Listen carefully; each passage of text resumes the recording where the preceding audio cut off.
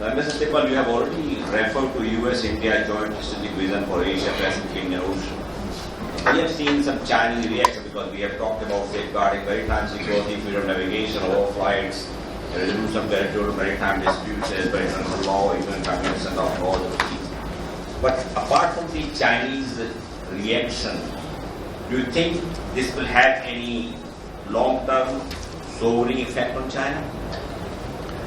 Well, the calculation on our side is that the more we come closer to the United States, the more China will feel pressure to reach out to India.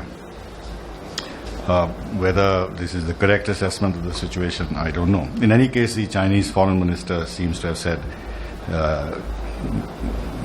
when our foreign minister was visiting there, that China has its own relationship with the United States. India can have its own relationship with all countries, including the United States. And we seek friendship with all, something like that.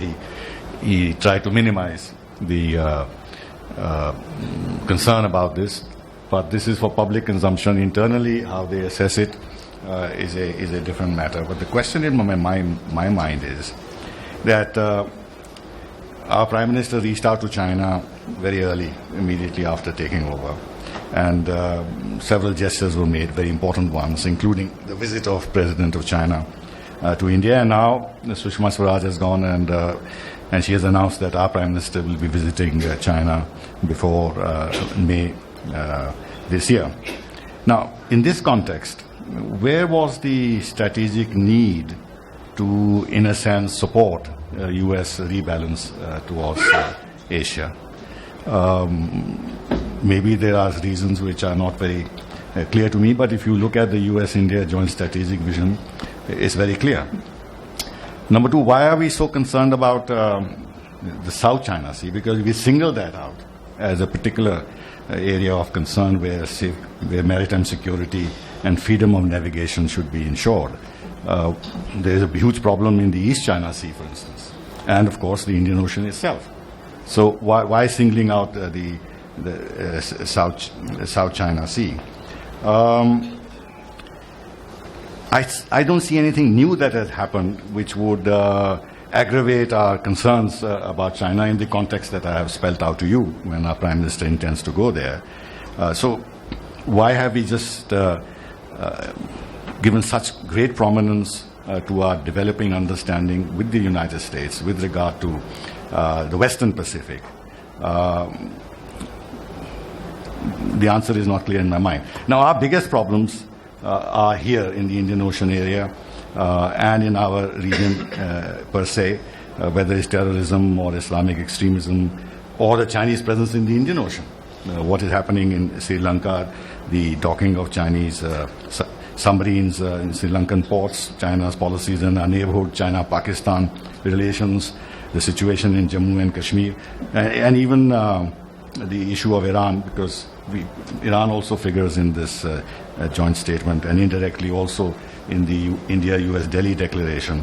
Are we expecting the United States to take a position on India-China issues?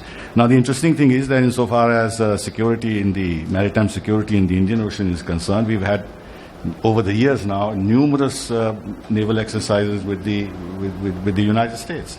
So that point is already well established on the ground, that insofar as our maritime security interests are concerned, we are collaborating with the United States and sending out a signal about our concerns about any external power coming and creating problems in this region. So in that context also, I'm not very clear as to why we need to signal our strategic interest in South China Sea, where we play a very minor role and we play a subordinate role, and our ability to actually contribute to this kind of security there is minimal. But there it is. Finally, with regard to China.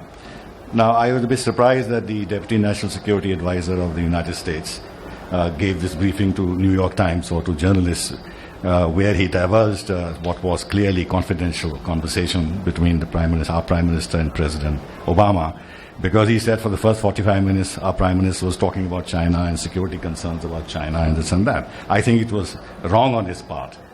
to divulge this to the press and create a diplomatic problem for India in managing its relationship with China. So obviously there was a desire to drive a wedge between India and China, which to my mind, in the context of what we're trying to build with China, a relationship of trust doesn't serve a purpose. And when we make, just last one point, just one point. Just one last point with half a minute, that India-US Delhi Declaration of Friendship.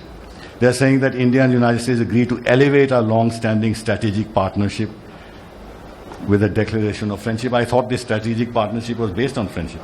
No?